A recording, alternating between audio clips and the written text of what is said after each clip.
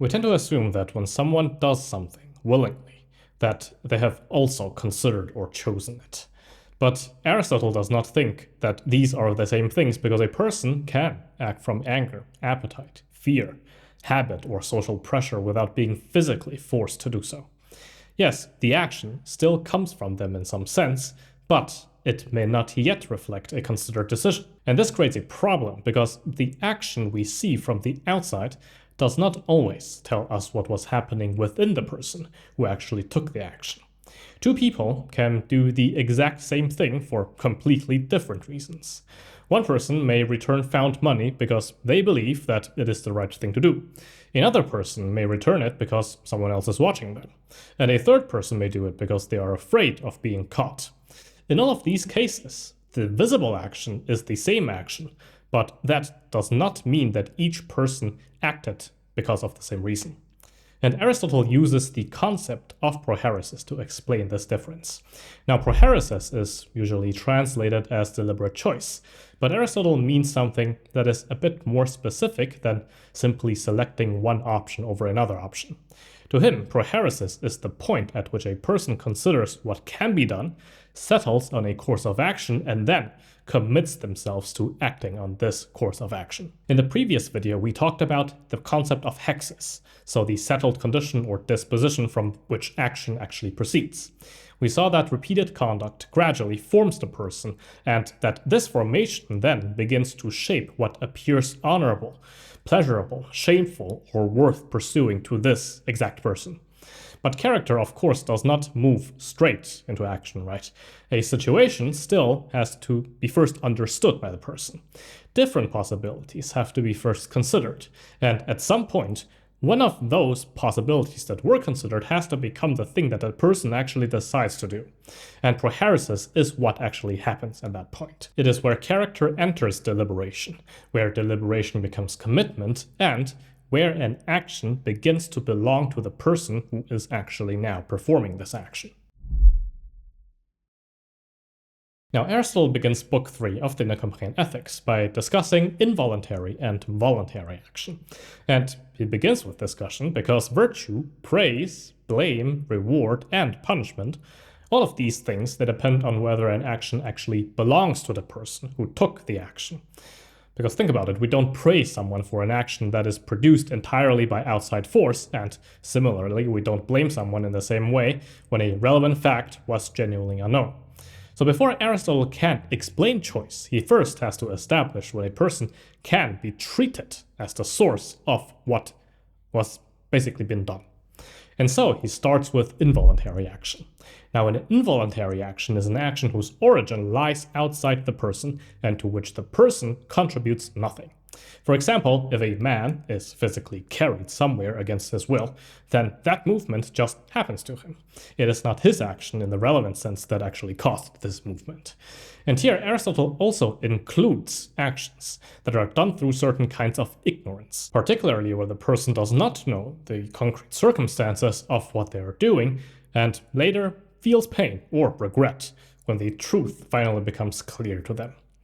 But most human actions, they of course don't take place under conditions that are this black and white and simple, because circumstances can narrow what is actually possible without removing our agency to take any action completely.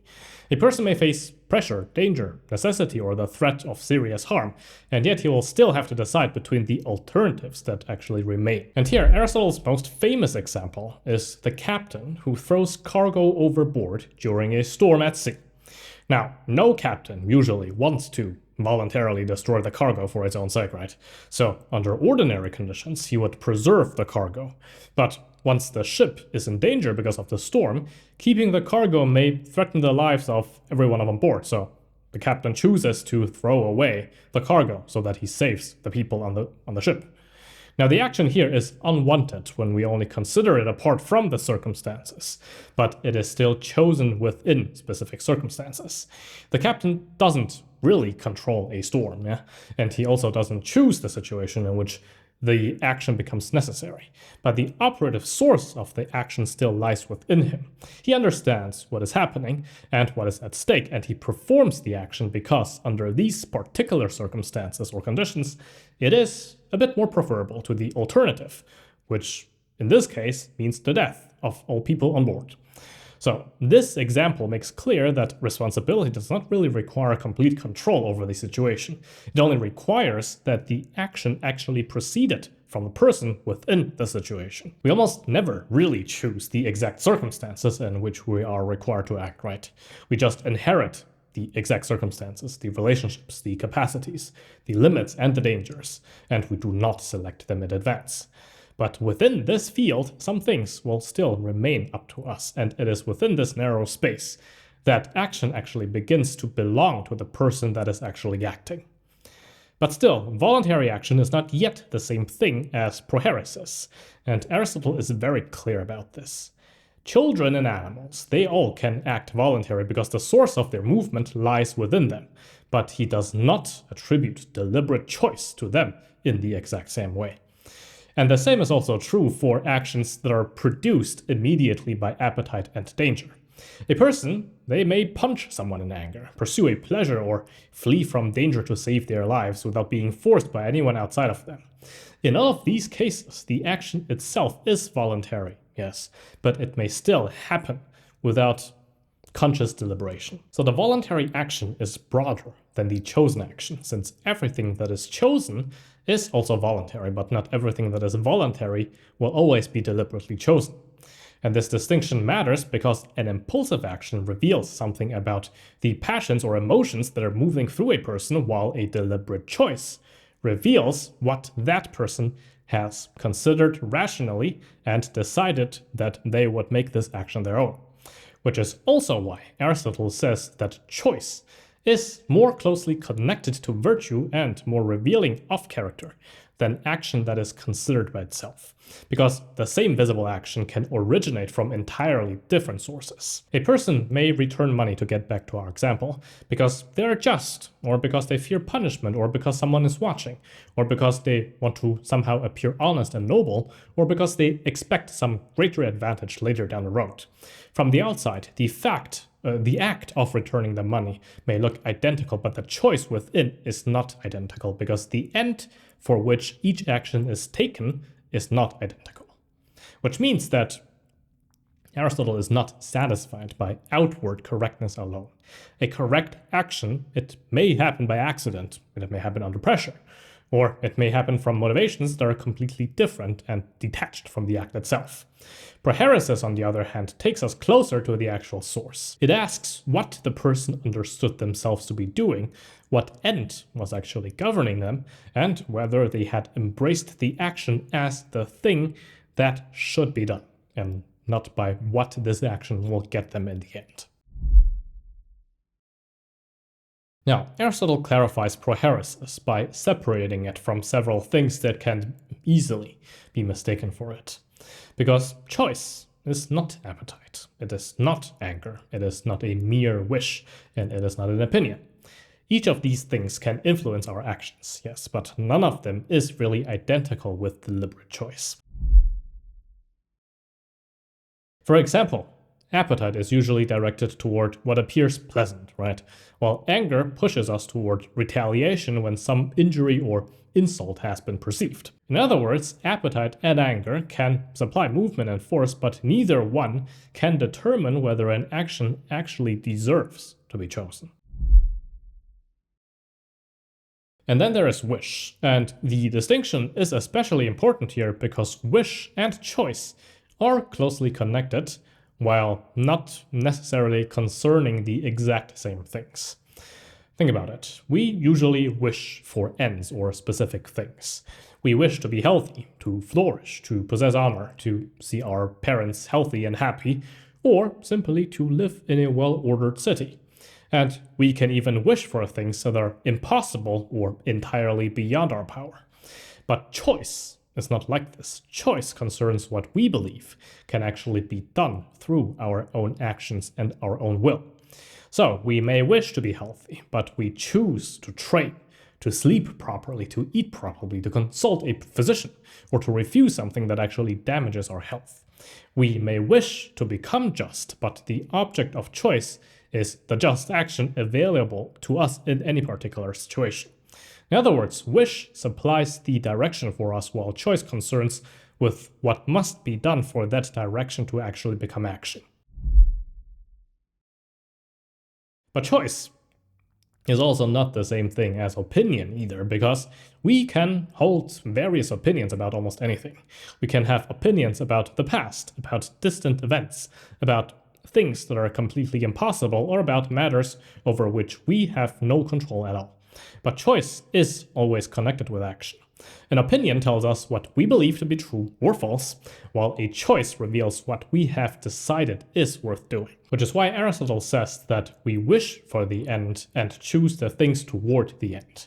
Because once an end has appeared to us as desirable, deliberation begins to examine what can actually be done to reach that end. And we of course do not deliberate about just anything, right? We do not deliberate about what can't be changed, because what cannot be otherwise is not really waiting for us to make a decision. We also do not deliberate about the past, because what has already happened can usually no longer be changed. And we of course also do not deliberate about events that are governed entirely by nature, by chance, or by someone else's action, because these things, they do not originate in us. What we do deliberate about, however, are situations where the outcome can be otherwise, where uncertainty remains, and where our own actions and our own activity can actually make a difference. So, the end gives us a direction, but the path toward this end still depends on our own actions. We have to ask, what is possible, what is appropriate, what each option may produce, and what the circumstances that we currently face actually will allow. But choice is not simply the whole process of thinking. Choice is the conclusion of practical thought once one course has been selected as the thing to be done. And at the same time, it is also more than just simply a intellectual conclusion, because knowing what could be done in this situation does not really move anyone into action yet. Someone may understand perfectly well what the appropriate action would be in a given situation and still fail to perform it. They may see the better action, understand why it is better, and even explain it clearly and rationally while still moving in the complete opposite direction. So, knowing is not the same as doing, which means that for action to begin, the conclusion of reasoning must also first become the object of desire. And this is why Aristotle defines prohairesis as deliberative desire concerning the things that are up to us. Reason examines the situation and identifies the appropriate course, while desire supplies the movement toward what appears good to us, and prohairesis exists when these two no longer point in different directions.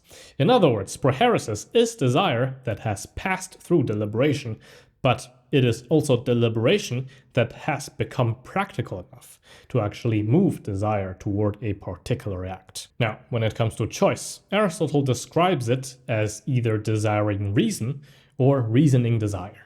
And this is a very important formulation or nuance in formulation, because reason can calculate without moving anyone into action, while desire can inspire action without really understanding whether this exact movement is itself good. So in Aristotle's mind, choice is essentially the point at which thought and desire become one practical commitment. And this is also the difference between prohairesis and phronesis. Phronesis, as we talked about in a previous video in detail, is the intellectual excellence that actually allows someone to see what a concrete situation requires and to deliberate well about what should actually be done. Prohairesis, on the other hand, is not that capacity of judgment. Prohairesis is what follows when that judgment becomes commitment. So, phronesis determines the appropriate course of action, while prohairesis makes that course of action the object of action. But This, of course, does not mean that ethical life is simply a matter of finding the most efficient means toward whatever end we may happen to desire in any given moment. Because Aristotle's distinction between praxis and poiesis still matters here, which is also something that we have discussed in more detail in another video. In the second video, in fact. So, to briefly reiterate the distinction, poiesis is an activity directed toward producing something outside the activity itself. A carpenter measures and cuts wood in order to produce a table, right? The work is performed for the sake of the finished object, which is a table, and once that table exists, then the productive activity has reached its end. But praxis is completely different because its end is contained within the action itself. The action is not merely a means used to manufacture some separate result. In this sense, when we consider actions, like telling the truth, standing firm in the face of danger, and treating others fairly, we can see that acting truthfully, courageously, or justly is already the realization of truthfulness, courage, and justice in conduct. So, telling the truth is not simply some technique for producing a separate object that is called honesty. Honesty exists in the truthful action itself, and standing firm for the sake of what is honorable is not a method for producing courage as something that appears only after the fact. Courage is instead already something that has been realized in the act of standing firm. So, if we take all of this together, what all this means is that the actions we choose are not merely disposable instruments that can be judged only by what they produce, since the manner of acting is already part of the end that is being pursued. A good life cannot be reached through actions that contradict it, because the good life is not a product that is waiting at the end of this process. It is actually being made through the actions themselves as they are chosen and as they are performed in a moment. And this is where Prohairesis finally leads us back to character, like almost everything we talk about on this channel, because deliberation never really begins from a complete neutral position. What appears as desirable, what is recognized as a worthy end, and what finally becomes the object of our action will always depend, at least in part, on the kind of person that is doing the choosing. Which is why Aristotle regards choice as more revealing of character than action that is only considered by itself. The visible action tells us only what has happened, but Prohairesis takes us closer to the source of the action. It reveals what the person understood themselves to be doing, what end they accepted as worthy of pursuit, and what they were prepared to treat as sufficient reason for their own action.